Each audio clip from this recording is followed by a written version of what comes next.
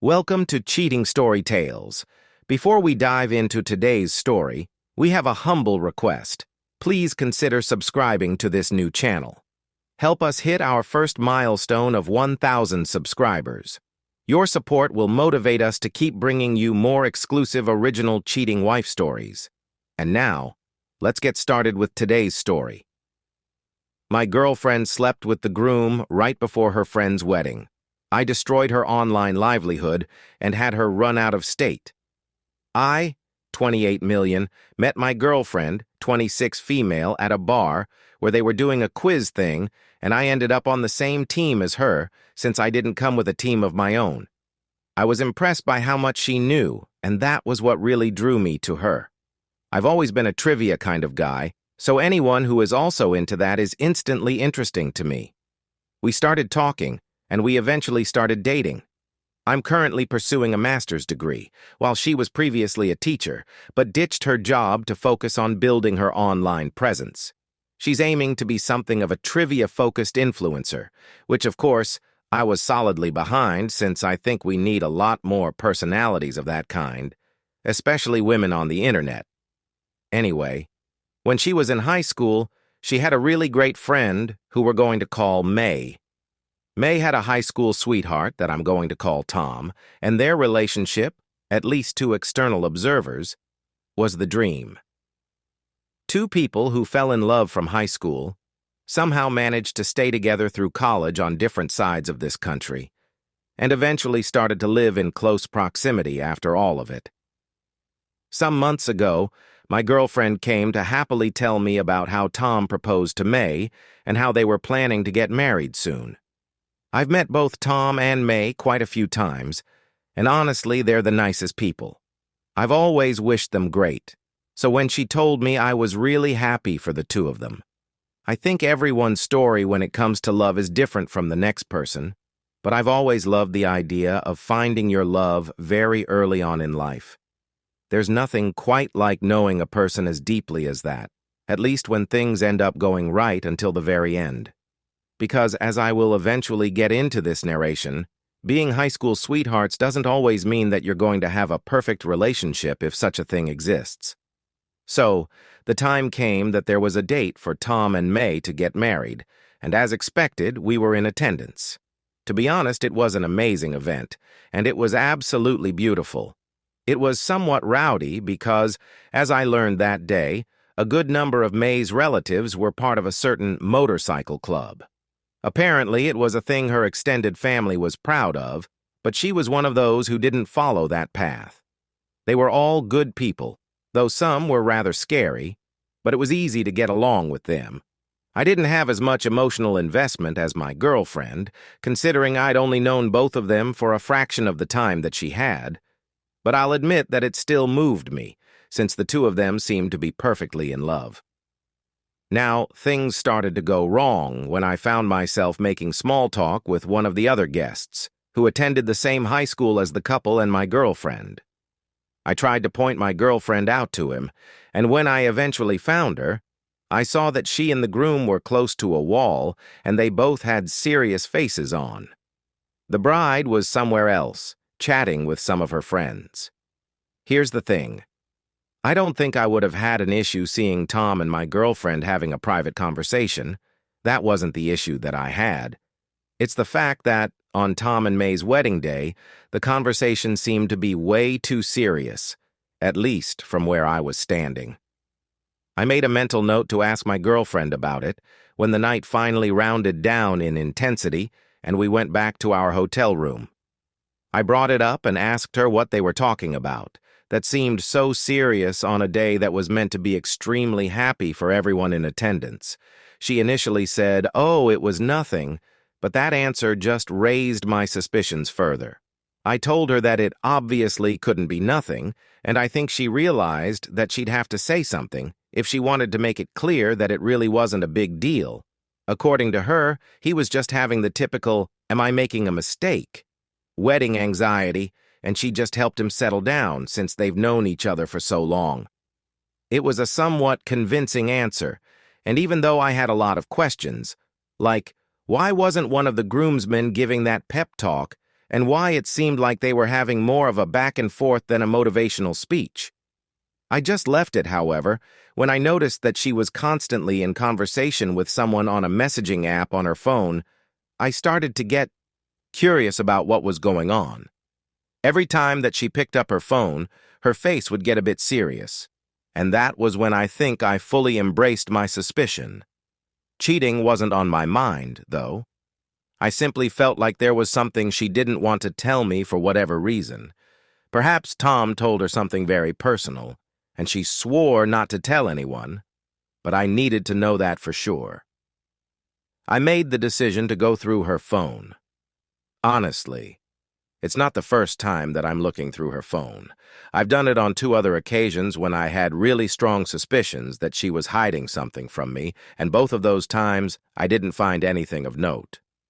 As much as you might say a lack of trust is what leads someone to check their partner's phone, I feel like what she doesn't know won't hurt her, and it also lets me see whether the truth tallies with what she tells me. On those other instances, I found out that she wasn't hiding anything, which certainly made me trust her more. This time around, things were different.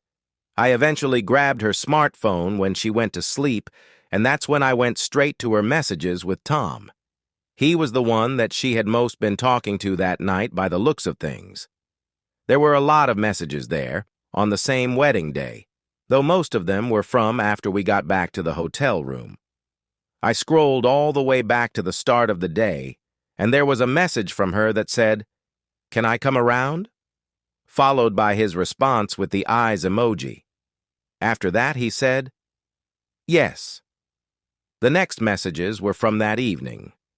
Before I started reading those messages, I realized that my girlfriend had told me that she was going to the room where the girls were getting their makeup done by their traveling makeup artist. That was around the time that she had messaged Tom. At that point, I quickly exited and went to her chats with May. I saw her asking for where my girlfriend was. It took her a while to answer, but she said she was on her way. I was scared to go back to the text with Tom, but I did. The conversation they had that evening took me some time to piece together in terms of context, but I eventually did. Tom, as long as you're not going to be the kind to try and come clean, then we'll both be fine. Girlfriend, trust me, I'm not. I have a hell of a lot more to lose in this right now than you do. This is the worst possible timing. Tom, it was the only possible timing, especially since we waited this long in the first place. Girlfriend, we didn't wait for anything. You came to my room, and on the cusp of being married, there was something tempting about you being a reality. It was taboo, and that was the appeal. And I know I messed up, but you liked it. She added a smile emoji. Tom, that's not the point. You can like something and know you shouldn't have done it. Girlfriend, you sound like you have a conscience now, but you somehow didn't when I was naked in front of you. Tom, I messed up. Yes, I liked it. Yes, this will never happen again. I've crossed a boundary in my life where this kind of stuff is now unacceptable, and no, I'm not stupid enough to try and tell my wife. Girlfriend, at least indulge me and tell me what you like the most. I've always fantasized about you, and this was like a dream come true for me. I just want to hear how good it was for you. Give me something to treasure if this can't happen again. Then Tom went into about 2 paragraphs on their sexual encounter, talking about what he liked the most about her body and the things she did. I didn't realize how my hand was shaking with rage until I could barely read the screen anymore. Somehow, in the midst of the fury in my head, I captured as much of this incriminating chat as I could on my phone, and I left the hotel room. I remember walking around aimlessly that night, trying to put some sense into my thoughts, but everything was an absolute jumble at the time. It was a level of emotional pain that actually hurts physically. I just wanted to curl up into a ball. However, somewhere in the midst of all that pain was relief, because I knew that I was dating a cheater, and I knew I could end things without the pain of divorce. Tom and May had just gotten married, and I couldn't imagine that my girlfriend and I's wedding would have been more than 2 years away. I could have ended up with a cheater and not known a single thing about it. Here's the thing. I know for a fact that I want to break up with her. But here's the part where I need help. May literally just got married to Tom. I don't know whether I should tell her what I know. It's definitely the right thing to do, morally speaking. But some people prefer blissful ignorance if it is the alternative to a truth that will hurt them irreparably. I don't know what kind of girl May is. I could choose to just break up with my girlfriend and let her know why, but never expose Tom. Or I could confront him and let him know I know, but is that really a punishment for him? Honestly, I'm confused. But I've been dating this girl for 4 years and I'm so hurt. I need to get back at her without doing anything illegal. As much as many illegal things have been appealing to me, I'm looking forward to what you all can suggest to help me out. Edit. A common comment is that I shouldn't be responsible or concern myself with what May does with the information I provide her. The argument is that I should do the right thing by telling her, and whether she hates me for it or not isn't my business as long as I did the morally upstanding thing. I think a bigger part of me agrees with that angle. I'm not trying to be a homewrecker, especially this early on in a marriage, but I think it might have to be the way that I go. Edit.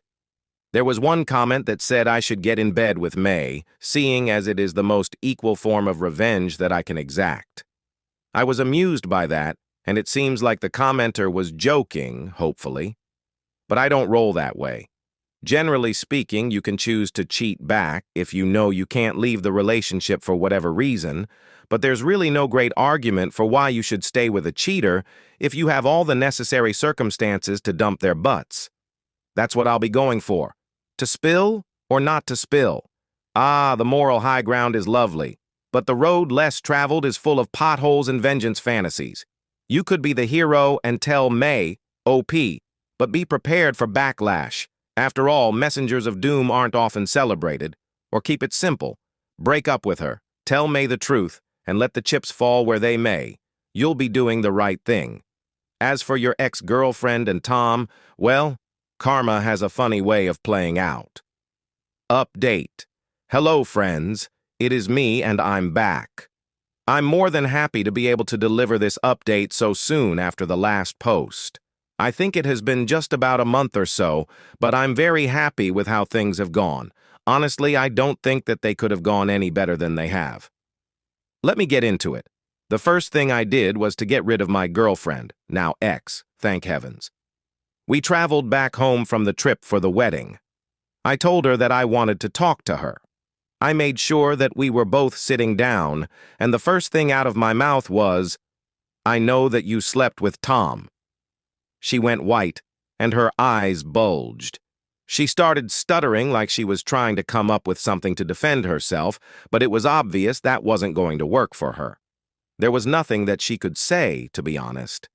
She didn't know how I found out, but there was no point in even attempting to deny it if I somehow knew.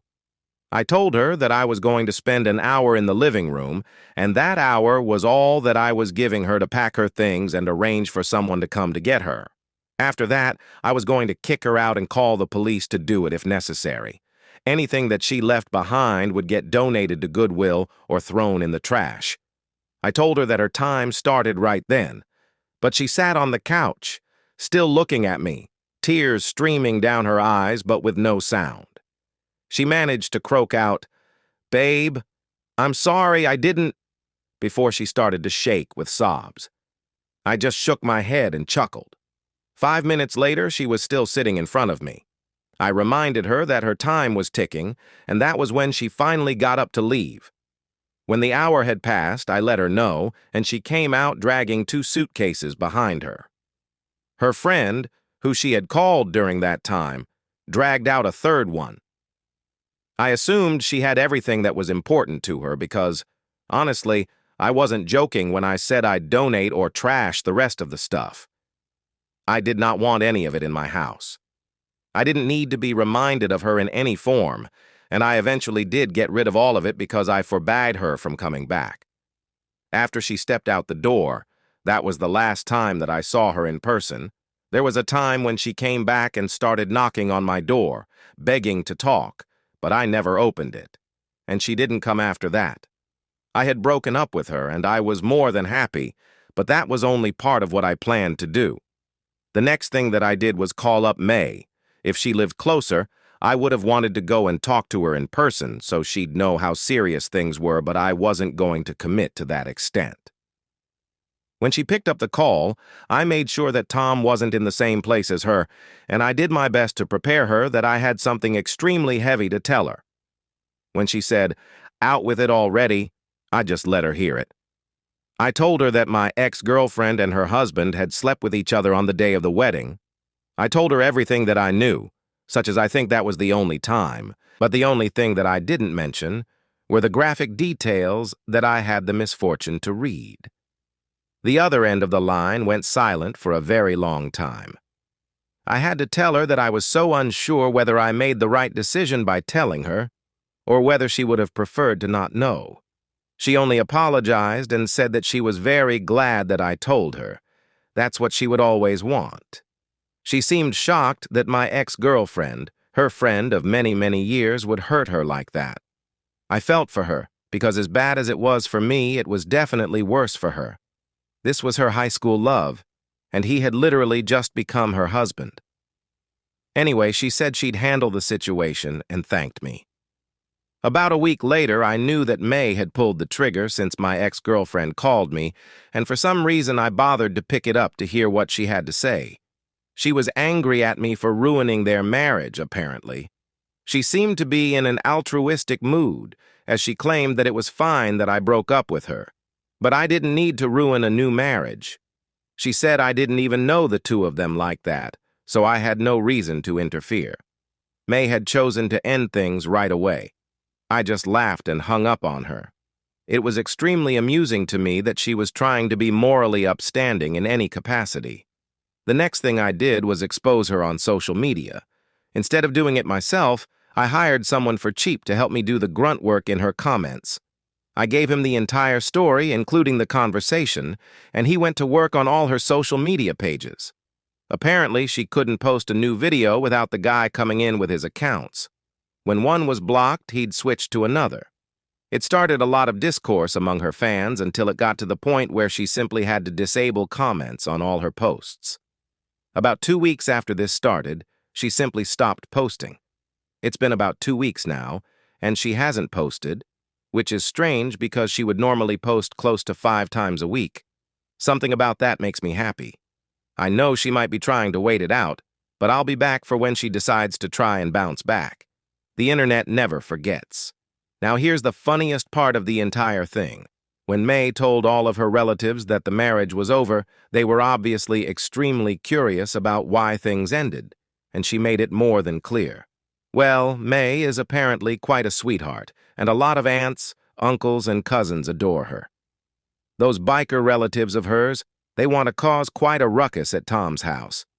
According to May, they roughed him up quite a bit. However, the very best part for me is that they went to my ex-girlfriend's house, too. I don't know how they got her address, but they did somehow. They didn't hurt her, but they certainly scared the crap out of her. And the last I heard, she had left her sister's place and moved out of state. I don't know whether that's temporary, but it's extremely funny that her cheating somehow made her run like a fugitive. So, I broke up with her, made sure the cheating was caught by his wife, did my part in dismantling Max's online career, kicked her out, and tossed some of her stuff, got the affair partner beaten up just enough, and had my ex frightened to the point that she ran out of state. To me, that's as great as revenge can go, and I honestly feel a whole lot better. Being cheated on isn't fun, but it seems revenge is the right medicine for it, especially if you do it properly. Make sure it hurts, brothers and sisters, and you'll feel better for it. Thank you to everyone for all the help and assistance along the way, and I'll be sure to return the favor to other posters who need help. Imagine trying to play the moral high ground when you're the one who couldn't keep it in her pants. I mean, sure, breaking up a new marriage isn't great, but neither is screwing the groom on his wedding day. The hypocrisy is almost too rich, but you've kicked your cheating ex to the curb, exposed the groom, dismantled her online career, got the cheater roughed up, and sent your ex running for the hills. Bravo, bravo.